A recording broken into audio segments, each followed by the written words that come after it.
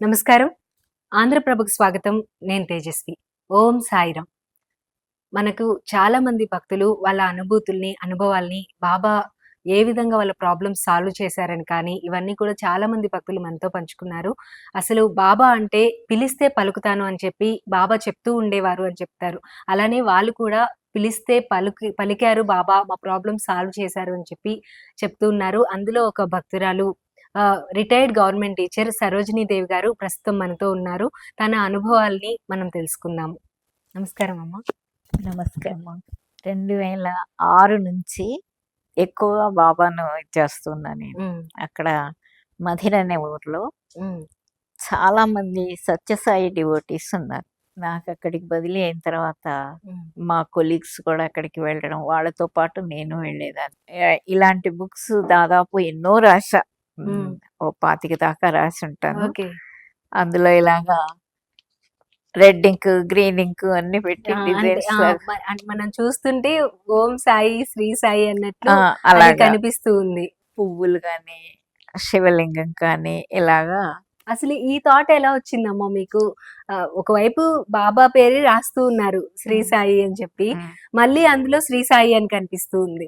ఒకసారి ఇప్పుడు శ్రీరామ అని ఒకతను ఎవరో నాకు తెలీదు. హ్మ్.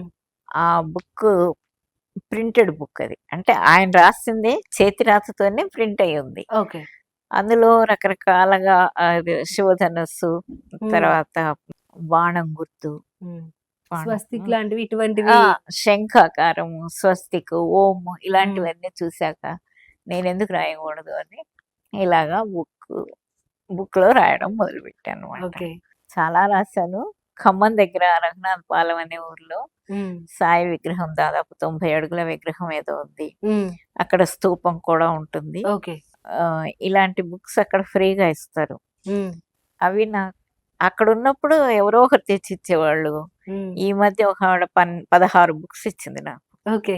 తెలిసిన ఆంటీ 16 బుక్స్ ఇస్తే అన్నీ నేనెలా రాయగలను అని ఒక 4, 5 బుక్స్ డిస్ట్రిబ్యూట్ చేశాను. మిగతావన్నీ బహుశా ఇది చివరిదనుకుంటా. ఓకే. మిగిలినయన్నీ రాసేసారు మీరు. రాసా అయిపోయింది. హ్మ్. ఇక మళ్ళీ ఎప్పుడన్నా అక్కడికెళ్ళినప్పుడు ఇవ్వాలి. వాటిని మళ్ళీ వాళ్ళిస్తారు. మళ్ళీ మనం రాసి వాళ్ళకే వాళ్ళకే ఇవ్వాలి. ఇవ్వాలి. ఇస్తే ఓకే. ఆ స్తూపంలో వేస్తారనమాట అవి హ్మ్. బుక్స్ అన్నీను. ఆ తర్వాత మరి అవి ఏం చేస్తారో తెలీదు స్తూపం గానీ నిండిన తర్వాత ఏం చేస్తారనేది ఐడియా లేదు. ఐడియా లేదు. తర్వాత దమ్మాయిగూడ ఖమ్మం అదే మన హైదరాబాద్ దగ్గరే దమ్మాయిగూడ అనే చోట సాయి దర్శన్ అని బుక్ వచ్చేది. హ్మ్. అందులో దాదాపుగా నేను ఒక 20 కవితల దాకా ప్రతి నెల పంపించేదాన్ని. ఓకే. ఆహ్, అవి అంటే వచ్చాయి. అది మంత్లీ వచ్చే బుక్‌లా వచ్చేదా? Monthly okay. బుక్ అనుకుంటానది. హ్మ్. ప్రతి నెల మాసపత్రికలాగా. మాసపత్రికలాగా హ్మ్. చిన్న బుక్కే అది. హ్మ్. దాంట్లో అన్ని సాయిబాబా గురించి కవితలు లేకపోతే ఇలాగ ఏమన్నా మహిమలు అని హ్మ్. అవి అందులో వచ్చేవి. నేను పంపించాను. ఖమ్మంలో ఒక మా కొలీగ్ అరుణ అని ఆమె ద్వారా ఆ బుక్ పరిచయం అయిందనమాట. ఓకే. అలాగా పంపించడం, అవి రావడం అయింది. ఆహ్, ప్రత్యక్షంగా నాకైతే బాబా ఎప్పుడు కల్లో గూడా కనిపించలేదు. ఓకే. అది చాలా మంది బాబా భక్తులేంటంటారంటే, మాకు బాబా స్వప్న దర్శనం ఇచ్చారు అని చెప్పి చెప్తూ ఉంటారు. నాకివ్వలేదమ్మా. నేను ఎన్ని సార్లో అనుకున్నాను బాబా కల్లో అయినా కనపడొచ్చు గదా అని. హ్మ్. కనపడలేదు కానీ, సమస్య ఏదొచ్చినా బాబా అన్నిటికీ నీవే దిక్కు అనుకుంటే మాత్రం ఆహ్, ఆయన నాకు కనపడకపోయినా ఆ సమస్య సాల్వ్ అవుతుంది. సాల్వ్ అవుతుంది. కొండలాగా వచ్చిన సమస్య గూడా దూది పింజలాగా ఎగిరిపోతుంది. ఓకే. తట్టుకునే ధైర్యం కూడా వస్తుంది. ఆ సమస్యల్ని ఎదుర్కొనే ధైర్యం వస్తుంది. మా పాపకి చాలా ఎక్కువ ఆయన ఆమె చెప్తుంది నాకు ఎప్పుడు అనుకుంటే కళ్ళలో కనిపిస్తాడాయన అని. హ్మ్. ఆహ్, కల్లో కనిపిస్తాడు. కళ్ళల్లో కూడా నాకు ఉన్నట్లే అనిపిస్తుంది నా ఎదురుగా అంటుంది. హ్మ్. మేము ఒకసారి ఢిల్లీ నుంచి హైదరాబాద్‌కి రావాలి. హ్మ్. ఆగ్రా అది వెళ్ళొచ్చాక ఫ్లైట్ ఒక అరగంట ముందే హ్మ్. ట్రాఫిక్‌లో చిక్కుకున్నాం. ఇక మీరు అది ఎయిర్‌పోర్ట్‌కెళ్ళడానికి అరగంటలో వెళ్ళిపోవాలి. కానీ వెళ్ళిపోవాలి. ట్రాఫిక్‌లో ఆగిపోవాల్సొచ్చింది. చాలా ట్రాఫిక్ హ్మ్. ఇందిరాగాంధీ ఎయిర్‌పోర్ట్‌కి. హ్మ్. టికెట్ వేస్ట్ అయిపోద్ది. మర్నాడు ఆఫీసు. ఎట్లాగా ఏంటి అని చెప్పి బాబా నీవే దిక్కు అనుకున్నాం. హ్మ్. ఆ రోజు అద్భుతంగా అసలెప్పుడు లేట్ అవ్వదట ఆ రోజు. గంట లేటు ఫ్లైట్. హ్మ్. మేము లక్కీగా ఫ్లైట్ ఎక్కి రాగలిగాం. ఓకే. అది నిజంగా అద్భుతమే అనిపిస్తుంది. తర్వాత ఎన్నో, ఎన్నో సమస్యలు ఎదురైనప్పటికీ, ఇప్పటికి కూడా ప్రతిరోజు నేను బాబాని కోరుకునేది అదే. అందరూ బాగుండాలి. ఎవ్వరికి ఏ ఆపద రాకూడదు. అందరూ బాగుండంగానే నన్ను తీసుకుపో స్వామి అనుకుంటా నేను. అంతకు మించి ఇంకేం కోరుకోనమ్మా నేను. ఎప్పుడైనా అడుగుతూ ఉంటారా? అమ్మ అందరికి దర్శనం ఇస్తున్నావు, మా అమ్మాయికి కూడా ఇస్తున్నావు, నాకెందుకు ఇవ్వట్లేదు అని అడిగాను, చెప్పి? ఎన్ని సార్లు అడిగా. హ్మ్. కానీ మరి ఆ బాబా కల్లో ఎప్పుడూ కనపడలే నాకు. హ్మ్. కాకపోతే కనపడలేదు గానీ, ఎక్కడ చూసినా బాబా రూపం అలాగా కనిపిస్తున్నట్లు అనిపిస్తుంది.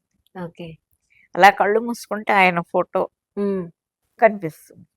కలలో మాత్రం రాలేదు ఇంతవరకు. మీరు ఇంట్లో ఎప్పుడు ప్రతిష్ఠించుకున్నారు బాబా విగ్రహాన్ని? నార్మల్‌గా మీకు స్కూల్‌కెళ్ళేటప్పుడు దారిలో టెంపుల్‌కెళ్తూ ఉండేవాళ్ళు కదా! ఇంట్లోనే పెట్టుకోవాలి బాబాని, డైలీ పూజ చేయాలి అనేది ఇక్కడ ఎప్పుడు? హైదరాబాద్ వచ్చిన దగ్గర నుంచి నేను మా పాప దగ్గరే ఉంటాను. ఓకే. వాళ్ళ ఇంట్లో ఉంది. హ్మ్. ఇక అది అలాగా రోజు. ఇంకా డైలీ అక్కడ పూజ చేస్తూ ఉంటారు. హ్మ్. షిరిడీ వెళ్లారా అమ్మ మీరు? 5, 6 సార్లు వెళ్ళామ్మా. ఓకే. అక్కడికి వెళ్ళినప్పుడు ఎలా అనిపిస్తూ ఉంటుంది? చాలా బావుంటుంది. ఒకసారి అసలు అక్కడ కూడా కొంచెం రద్దీగానే ఉంటుంది తిరుపతిలో అవును. లాగా. హ్మ్. కానీ అవును. పొడవుగా ఉన్నవాళ్ళుంటే మనకి దర్శనం కావడం కొంచెం హ్మ్. కష్టం. అయినా హారతి సమయంలో ఎక్కువసేపు ఉండొచ్చు. హ్మ్. ఆహ్, అక్కడ అర్చకుడు ఇలా దండ విసిరితే అది నా వైపు వచ్చింది.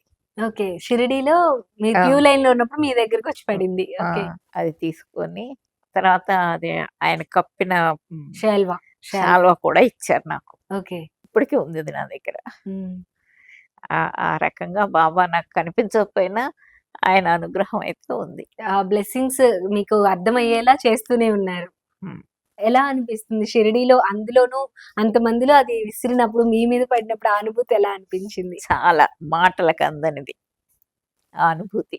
మీ పాప మీ దగ్గర నుండే అలవాటయిందా? లేదంటే తనకి పర్సనల్‌గా బాబా అంటే ఇష్టం ఉండిందా? తనకి పర్సనల్‌గానే. ఇంటర్ చదివేప్పుడు ఖమ్మంలో వాళ్ళ కాలేజీ పక్కనే గుడి ఉండేది. మీకేమో స్కూల్‌కెళ్తుంటే, తనకేమో కాలేజ్‌కెళ్తుంటే. రోజు ఆ గుడికెళ్ళి తను కాలేజీకెళ్ళేదనమాట. ఓకే.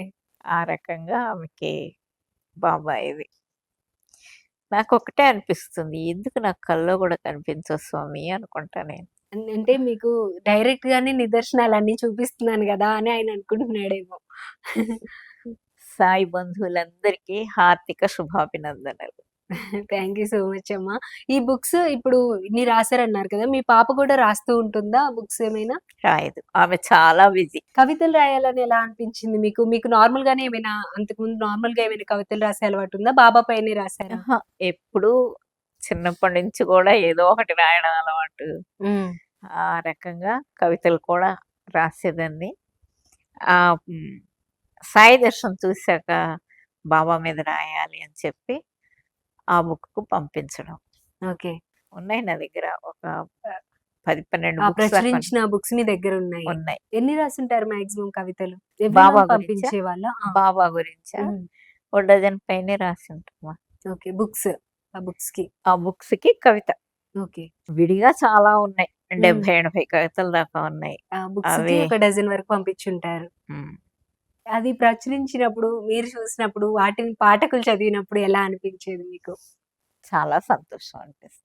ఇంట్లో ఎలా ఫీల్ అవుతూ ఉంటారమ్మా? పూజ చేసేటప్పుడు ఏమైనా అనుభూతి కలుగుతుందా? మీకు ఇంట్లో పూజ చేసేటప్పుడు ఎలా అనిపిస్తది? షిరిడీ వెళ్లి బాబాని దర్శించుకున్నప్పుడు ఎలా అనిపిస్తది? ఒక్కోసారి ఆ బాబా రూపాన్ని చూస్తుంటే కళ్ళకు నీళ్ళొచ్చేస్తాయి. ఇంట్లో రోజు పూజ అది మా ఇంటి దగ్గరే కూడా గుడి ఉందొకటి హ్మ్. హ్మ్. అత్తాపూర్‌లో. అక్కడికి కూడా వెళ్తూ ఉంటాను. కాకపోతే రెగ్యులర్‌గా వెళ్ళడం లేదు. ఓకే. పని కట్టుకొని వెళ్ళాలి గదా! హ్మ్. ఇంట్లోనే పూజలవి అంతేగాని ప్రత్యేకంగా ఎప్పుడన్నా వెళ్ళినప్పుడు కాసేపు కూర్చొని అక్కడ జనరల్‌గా బాబా నాకు ఈ ప్రసాదం ఈరోజు చేయండి అని కానీ, అట్లా ఏదో ఒక మెసేజెస్ ఇస్తూ ఉంటారు అంటారు. అలా ఎప్పుడైనా జరిగిందా మీకు? లేదమ్మా. ఇట్లా స్వప్న దర్శనం కానీ అవ్వలేదు. ఇటువంటివి జరగలేదు. కానీ హుహు. మీ ప్రాబ్లమ్స్ మాత్రం ఆయన సాల్వ్ చేయడం, నేనున్నాను వెనక అనే అంతే. ధైర్యం మాత్రం ఇస్తూ ఆ ఉన్నారు. ధైర్యం ఉంది. ఆ ఓకే. ధైర్యం ఇస్తాడాయన. స వాళ్ళందరూ సత్యసాయిబాబాని చేస్తుంటే, ఆ ఫోటో నిలువెత్తు ఫోటో ఉంటే, నాకు ఆయన కనపడ్డు. సాయిబాబా కనపడతాడు. చూడండి మీకలా దర్శనం ఇచ్చారు ఆయన. మీరే హ్మ్. ఇవ్వలేదనుకుంటున్నారైతే. కానీ కలలో ఇవ్వలేదు ఇంతవరకు. ఇవ్వలేదు. ఇప్పటికి కూడా అలా కళ్ళు మూసుకుంటే ఆయన నిలువెత్తు విగ్రహం నాకు కనిపిస్తుంది. కానీ స్వప్న దర్శనం మాత్రం ఇవ్వలేదు. ఏమి చెప్పడం కలలో వచ్చి ఏం చెప్పలేదు. చెప్పలేదమ్మ. పర్టిక్యులర్‌గా. హుహు. డైరెక్ట్‌గానే చూపిస్తున్నారు మిరాకిల్స్ అన్నీ గూడా. ఓకే. ఎలా అనిపిస్తుంటుందమ్మా? ఇది పర్టిక్యులర్‌గా సడెన్‌గా ఒక విషయం ఇది కష్టమేమో అనుకున్నప్పుడు అది మీరిందాక అన్నారు. కొండలాంటి సమస్య గూడా దూది పింజలా ఎగిరిపోయేలా చేస్తాడు అని చెప్పి. అటువంటి హ్మ్. టైంలో ఎలా అనిపిస్తూ ఉంటుంది? ఏం లేదుగా సర్వం బాబానే. ప్రతిదానికి నేను చిన్న చిన్న విషయాలకు కూడాను ఆయన్నే తలుచుకుంటాను మనసులో. ఇప్పుడు ఈ కొన్ని 8 గురువారాలని, గురువారాల వ్రతం అని ఇట్లా చేస్తూ ఉంటారు గదా! అలా ఏమైనా చేస్తూ ఉంటారా మీరు గూడా? ఏం చేయలేదమ్మా. ఆ! కాపోతే హ్మ్. పారాయణం చాలా సార్లు చేశాను. సచ్చరిత్ర పారాయణం. హ్మ్. హ్మ్. అది చేస్తుంటాను. అమ్మ మామూలుగా పారాయణ చదువుతుంటే నేను పర్సనల్‌గా నేను చదివినప్పుడు ఆ టైంలో మనం ఉంటే బావుండేది. బాబా దగ్గర మనం అవును. ఉంటే అవును. బావుండేది అదే అలా. అనిపిస్తది. మీకలానే అనిపించేదా? నిజమే. ఆ రోజుల్లో ఇదేంటి టీవీలో సాయి ఈటీవీలో సీరియల్ వస్తూ ఉంటది ఆ! బాబాది. నేను హ్మ్. చాలా చూసాను. హ్మ్. 300 ఎపిసోడ్‌ల పైనే చూసుంటాను. హ్మ్. హిందీలో. ఓకే. నాకట్లాగా ఆ పరిసరాల్లో నేనున్నట్లు ఫీల్ అవుతాను. ఓకే. చూస్తున్నప్పుడు. అలా అనిపించేది. ఆ బుక్ చదువుతున్నప్పుడు ఎలా ఫీల్ అవుతూ ఉండేవాళ్ళు? ఎన్ని సార్లు చేసుంటారు ఇప్పుడు పారాయణ? ఓ 10, 15 సార్లు రెగ్యులర్‌గా చదువుతూనే ఉంటారు. అంటే నార్మల్‌గా బాబా సాయి సచ్చరిత్ర పారాయణం అంటే ఇలా ఒక వారం స్టార్ట్ చేసి మరి నెక్స్ట్ గురువారంకి అట్లా కంప్లీట్ చేయాలి అలా అట్లా అంటారు నేను గదా! 2, 3 సార్లు చేశా గానీ, హ్మ్. ఒక అధ్యాయం హ్మ్. ఒకరోజు. అంటే దాదాపు 52 పైన ఉంటాయి అవును. గదా! రోజుకొకటి ఓకే. అలా చదువుకుంటా. అయిపోయిన తర్వాత బాబా గుడిలోనే ఏదన్నా నైవేద్యం ఇవ్వడం. ఎలా అనిపిస్తూ ఉంటుందమ్మా మీకు మామూలుగా ఈ పారాయణ చేసే టైంలో ఎలా ఫీల్ అవుతూ ఉంటారు? ఏ ప ఏ చాలా ఉన్నాయి గదా! 52 అధ్యాయాల వరకు ఉన్నాయి గదా! ఏ అధ్యాయం మీకెక్కువ ఇదిగా టచ్ అయినట్టు అనిపిస్తూ ఉండేది? పర్టిక్యులర్‌గా ఏం లేదమ్మా. హ్మ్. చదువుతూ ఉంటే అది చెప్పాను గదా! అందులో అక్కడ లీనమైపోతాం. అంతే. హ్మ్. అక్కడ ఉన్నట్లుగా ఫీల్ అవుతాను. మళ్ళీ ఇవాళ గురువారం గదా! హ్మ్. మా బాబుకి చెప్పా కానీ నేను చెయ్యాలి. పూజ చేయమనా? అహా! పారాయణ చేయమని. పారాయణం. అంటే స్టార్ట్ చేస్తే ఇంక రోజుకొక చాప్టర్ చదువుకుంటూ అలా 52 చాప్టర్స్ 52 డేస్ అవుతుంది. హ్మ్. ఓకే. అదయిపోయిన తర్వాత గుళ్ళో ప్రసాదం ఇవ్వడం. అంతే. ఓకే. ఈ 9 వారాలు అలా కాకుండా వ్రతాలు చేస్తూ ఉంటారంటారు కదా! దాని గురించి మీకేమైనా ఐడియా ఉందా? లేదురా. వ్రతాలు నార్మల్‌గా ఇంట్లో నైవేద్యం పెట్టి అష్టోత్తరం చదవడం ఇట్లా పూజ చేస్తూ అంతే. ఉంటారు. అంతవరకే. థ్యాంక్ యూ సో మచ్ అమ్మ. చాలా మీ అనుభవాల్ని చాలా చక్కగా చెప్పారు.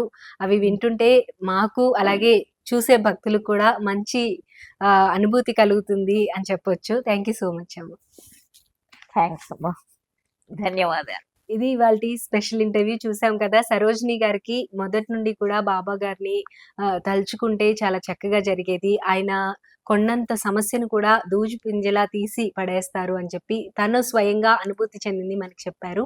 మరికొన్ని ఇంటర్వ్యూస్‌తో మళ్ళీ కలుద్దాం. అంతవరకు చూస్తూనే ఉండండి ఆంధ్రప్రభ.